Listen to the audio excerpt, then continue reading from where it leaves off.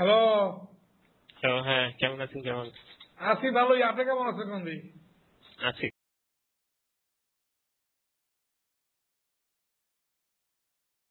আজকে খবর তো টবর মনে হয় কথা একটু হয়েছিল। পজিটিভ নিউজ মনে হচ্ছে আপনাদের দিক থেকেও, আমাদের মানে সব সার্বিক বিবেচনাতে।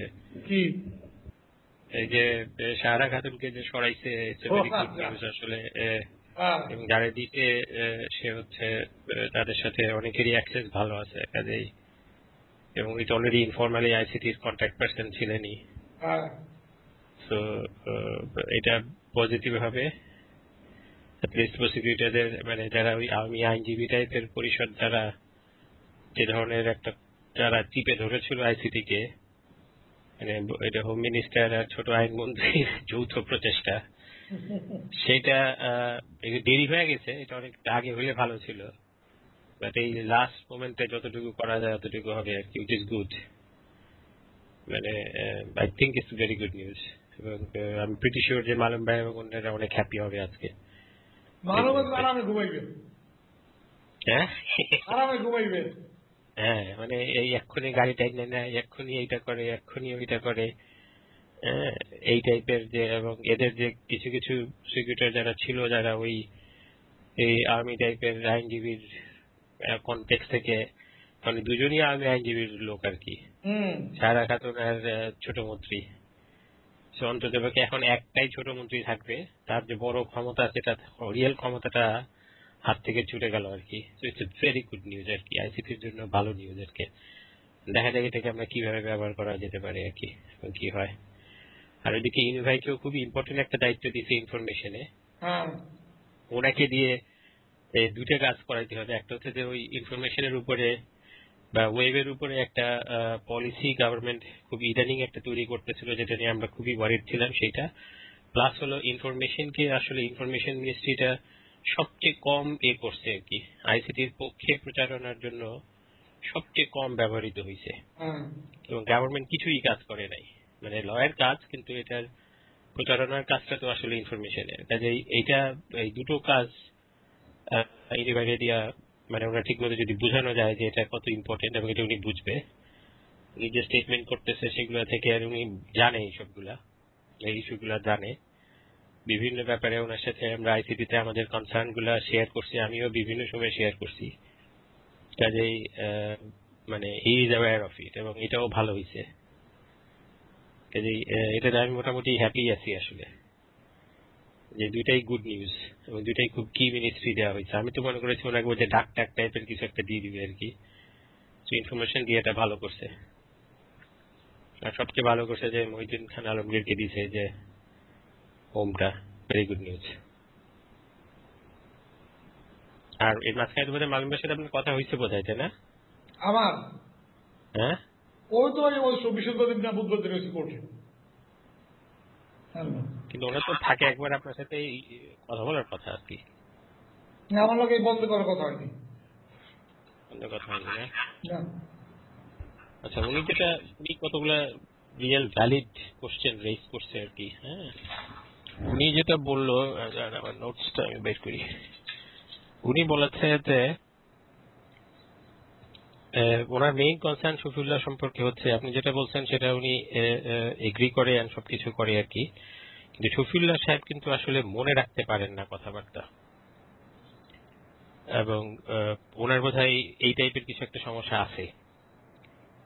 সেকেন্ড হচ্ছে, উনি আমাদের একটা মেজর কনসার্ন আছে, যেটা এটাকে উনি যে কথাটা উনি বলতে পারবেন মূলত সেগুলো হতো। আচ্ছা, সেকেন্ড পয়েন্ট হচ্ছে যে যেসব ইস্যুগুলো এখানে আপনি বলছেন যে এগুলো এখনো কাভার হয়নি, সেগুলো কিন্তু আসলে আমরা হিস্ট্রিক্যাল ফ্যাক্ট হিসেবে নিতে পারবো ইভেন্চুয়ালি। কিন্তু মোর ইম্পর্টেন্টলি যেটা হচ্ছে সেটা হচ্ছে যে উনি দেখা গেল কি যে ওনাকে উনি কন্ট্রোল করতে পারবে না। অর্থাৎ সুলতান আপাকে যেভাবে সমস্ত কিছু তথ্য দেওয়ার পরে সুলতান আপাকে কিছুই বলা লাগে নাই, মানে হইছে গুড নাম্বার অফ আলোচনা হইছে, কিন্তু ওনাকে শুধু এগুলো দিয়ে দেওয়ার পরে উনি বুঝে গেছে যে কোন জিনিসটা এমফাসাইজ করতে হবে এবং কি করতে হবে না করতে হবে। সো যেগুলো উনি যা যা বলছে সবই সত্যি বাই দ্য ওয়ে। কিন্তু এই ধরনের উনি এই জেনারেল সাহেবের উপরে ওনার কোনো ইয়ে নাই। আর জেনারেল সাহেবকে বললে জেনারেল সাহেব মনে রাখতেছে না, এটা হচ্ছে এর মতো প্রবলেম হয়েছে কিছু। চিফ প্রসিকিউটরের মতো। সো তারপরে উনি কন্ট্রোল করতে পারবেন না। প্লাস হলো যে উনি দেখা যায় কি যে এখনো ওনার ভিতরে ওই কমান্ডারের একটা অ্যাটিটিউড আছে যে উনি এটা যুদ্ধ করছে, আর্মিরা যুদ্ধ করছে, এই টাইপের এই অংশগুলো যুদ্ধের দিকে উনি চলে যাওয়ার যে জিনিসটি উনি ভালো বলতে পারবে অবশ্য, কিন্তু এদিকে সম্ভাবনা খুব বেশি আছে। যে কারণে উনি যেটা মনে করে যে আমরা তো আসলে ওয়ার ইস্যুটাকে ওই সেন্সে অ্যাভয়েড করতে চাই, কারণ ওনার মুখ দিয়ে যদি এখানে যদি দেখায় যে এখানে একটা রিয়েল যুদ্ধ হয়েছে এবং এটা পাকিস্তানি আর্মিরা এটা মেইন প্রোটাগনিস্ট এবং এবং এরা যারা ছিল তারা কিছু না আসলে, মানে বা এরা হলো মানে ওই জিনিসটাকে এস্টাবলিশ করতে যদি পারে তারা আর কি ওনার মুখ দিয়া, যেটা মেইনলি যেটা হয়েছে সেটা হলো যুদ্ধ, যেটা আসলে আমরা খুব একটা বেশি কমফোর্টেবল হব না, এটা উনি জানে এবং ওটা হলো ওনার মেজর কনসার্ন, ওটা আমাদেরও কনসার্ন। কারণ আমরা এখানে যুদ্ধ নিয়ে খুব বেশি ইন্টারেস্টেড না, আমরা হচ্ছে যে যেসব লোকরা তাদের ৭১-এর ক্রিমিনাল অ্যাক্টিভিটি নিয়ে is really what we are interested in.